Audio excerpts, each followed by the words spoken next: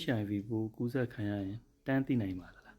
ဒီနေ့ဒီမေးခွန်းလေးကိုကျွန်တော်ဖြေပေးမယ်နော်မင်္ဂလာပါကျွန်တော်ဒေါက်တာဟန်မင်းထွန်းဖြစ်ပါတယ် HIV ပိုးကူးစက်ခံရရင်တန်းပြီးတော့မသိနိုင်ပါဘူးဘလို့မှမသိနိုင်ဒါပေမဲ့ကျွန်တော်တို့ကဘလို့အခြေအနေရတော့အန္တရာယ်ရှိတယ်ဘလို့အခြေအနေရတော့ကူးစက်သွားနိုင်တဲ့အလားအလာရှိတယ်ဆိုတာကိုဗဟုသုတလေးရှိထားမယ်ဆိုလို့ရှိရင်ကိုကကူးစက်ခံရနိုင်လောက်တဲ့အခြေအနေတချို့ကြုံတွေ့ခဲ့ရင်သွေးစစ်ရကောင်မှသိသွားမယ်ဒီထက်စောစောသိရင်ကျွန်တော်တို့ကာကွယ်ဆေးတွေကြိုတောက်ထားလို့ရမယ်ဒါလေးတော့ကျွန်တော်တို့လှုပ်ထားလို့ရတယ်အဲ့ဒီအခြေအနေတချို့တော့ကျွန်တော်ဒီနေ့တင်ပြပေးမယ်အဲ့ဒါဘာလဲဆိုတော့ကျွန်တော်တို့အကာအကွယ်မဲ့လိင်ဆက်ဆံမိတဲ့အခါမှာကိုယ့်ရဲ့ဆက်ဆံပေါ်ကသူမရှိဘူးလို့တော့ညင်းနေတယ်ဒါပေမဲ့သူ့ရဲ့ lifestyle နဲ့သူတွာလာလှုပ်ရှားနေတဲ့ပတ်ဝန်းကျင်ရနည်းနည်းပူပူရွှွှတ်တဲ့ပါတယ်သူ့ကိုစိတ်မချဘူးဆိုရင်ကျွန်တော်တို့စစ်တင်တာပေါ့ဒါတစ်ချက်နောက်တစ်ချက်ကျတော့လေအဲ့လိုလိမ်မှုကိစ္စရှိပြီးတာဒီမှာတချို့တွေကဒီတယောက်ယောက်ရဲ့ချစ်ချင်းမြတ်တာပေါ်မှာအမျက်ထုတ်တဲ့သဘောမျိုးပေါ့ဗျာသိတယ်မလားအတူနေပြီးတော့မှသူ့မှာ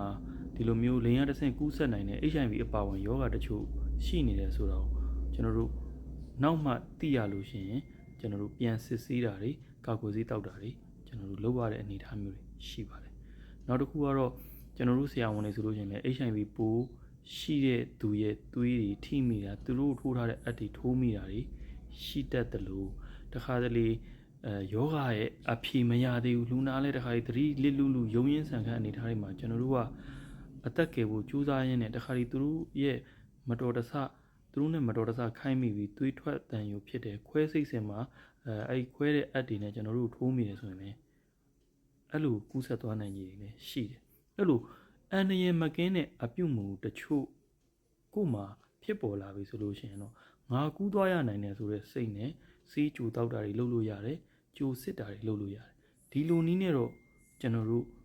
ကြိုတင်တွက်ဆနိုင်တယ်ကြိုတင်တော့မသိရှိနိုင်ဘူးကြိုတင်တွက်ဆနိုင်တယ်ဒါပေမဲ့တချို့တွေကတော့ဒီပိုးဝင်သွားပြီးတော့ဒီပိုးကခန္ဓာကိုယ်မှာစပွားပြီးတော့ AIDS ဖြစ်တော့မဲ့အနေအထားမှာခုခံအားတွေတဖြည်းဖြည်းကျလာပြီဆိုတော့ကိုကအရင်ထက်ထမင်းလျှော့စားတာမဟုတ်ဘဲနဲ့ပိန်ချုံသွားမယ်ဘာယောဂပိုးရာသီပေါ်ယောဂတွေဘာယောဂဖြစ်ဖြစ်ကိုကလိုက်ဖြစ်မယ်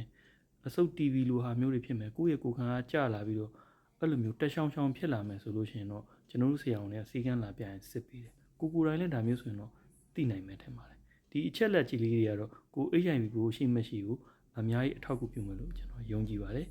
ကျေးဇူးတင်ပါတယ်ခင်ဗျာ